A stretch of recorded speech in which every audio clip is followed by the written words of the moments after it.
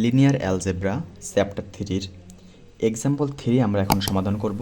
Example 3 আমি একটু সাজায় লিখছি।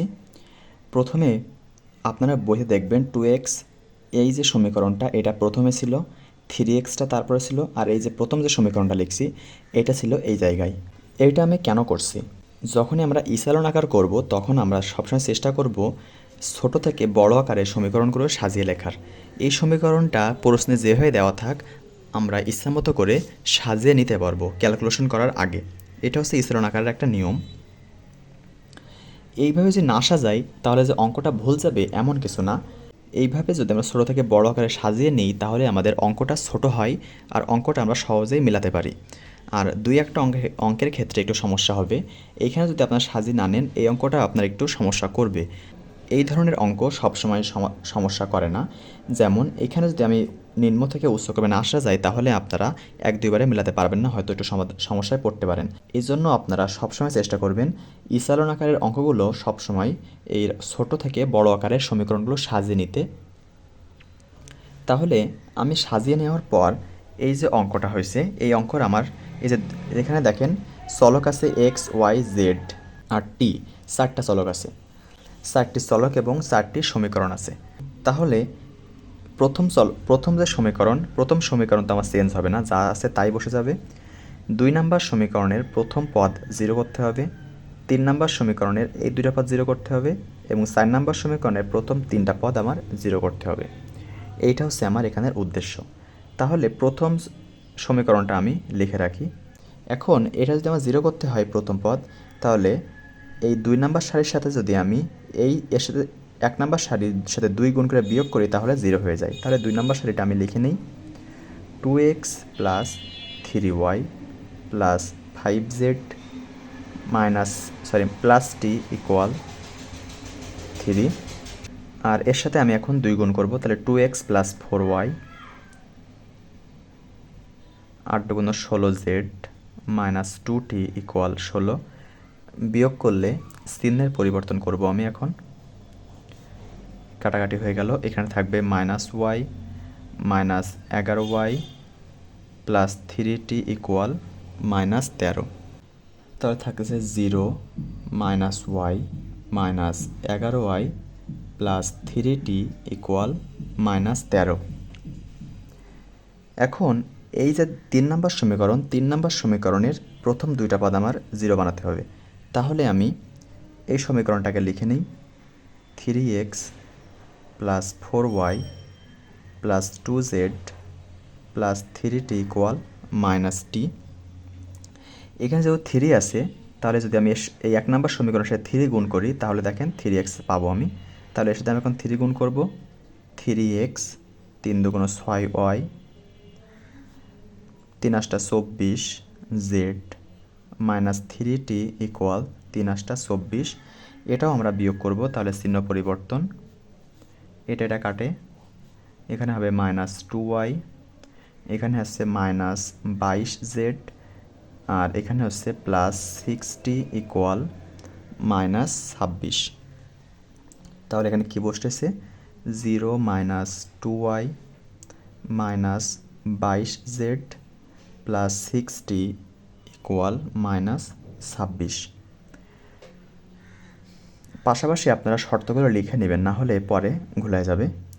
এটা আমি কি করছিলাম L2 ড্যাশের সাথে L2 মাইনাস 2L1 এটা, আর এটা করছি আমি যেহেতু 3 number line L3 dash L3 minus 3L1 এখানে এটা করছি।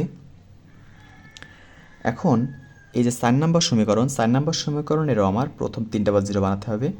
আগে প্রথম পদ তো 0 বানিয়ে নেই, তারপরে আস্তে আস্তে সবই হবে।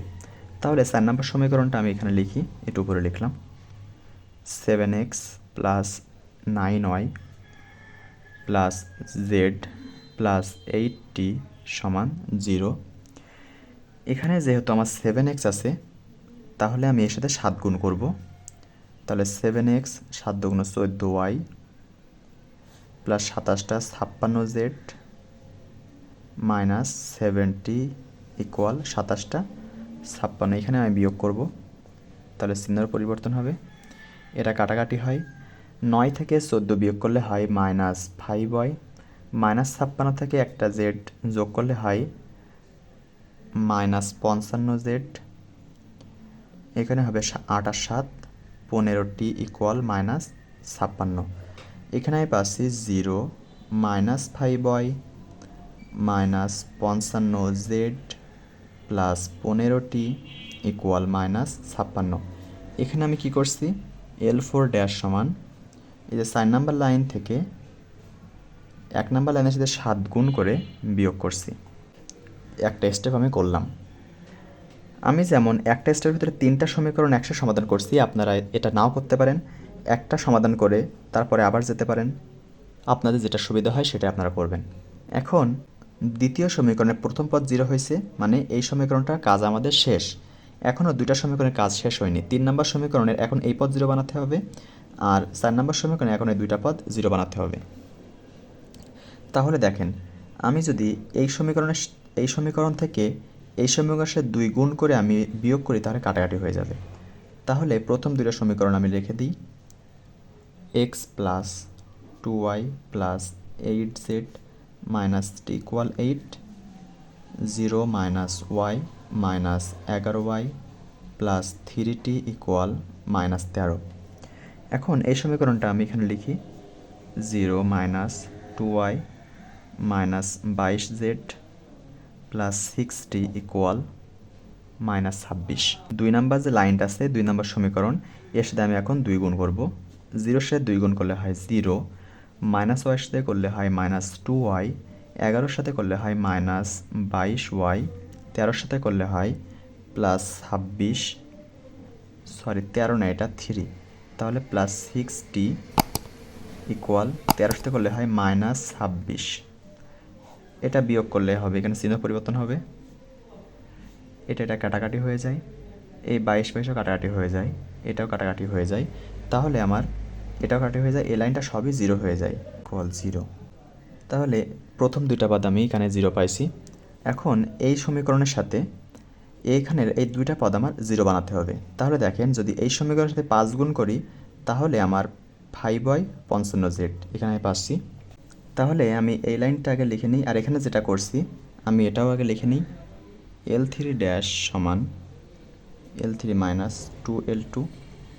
তাহলে এই লাইনটা আমি আবার লিখে নিই, 0 minus 5y minus 55z plus 15t equal -56। এখান থেকে এই যে 2 নাম্বার লাইন, এর সাথে আমি 5 গুণ করবো, তাহলে 0 minus 5y minus 5 11 55z plus 15t equal -5 13 65। তাহলে চিহ্ন পরিবর্তন হবে বিয়োগ করলে, এটা কাটে, এটা কাটে, এটা কাটে, এখানে 56 আর 65, তাহলে 56 আর 65 এখানে 9 থাকবে। তাহলে দেখেন এবার সবই 0 হয়ে গেছে, 0 প্লাস 0 এখানে থাকছে 9। এটা আমি কি করছি, 4 নাম্বার লাইনের সাথে 5L2 বিয়োগ করছি। তাহলে এখানে দেখেন, এখানে 0 সমান 0, এখানে 0 সমান কিন্তু 0, এটা অসামঞ্জস্য আকার না, অর্থাৎ এপাশে কোনো মান নেই, 0 কোনো মান না, কিন্তু এখানে আসছে 0 সমান 9, এইটা আসছে অসামঞ্জস্য আকার। শুধুমাত্র এই লাইনটার কারণে আমার এই অঙ্কে উত্তর আসবে না। আমরা লিখব ইসরণ আকারে 0 সমান 9, যা অসামঞ্জস্যপূর্ণ, অর্থাৎ সমীকরণ জোটের কোনো সমাধান নেই। এটা হচ্ছে আমার এক্সাম্পল 3 এর উত্তর।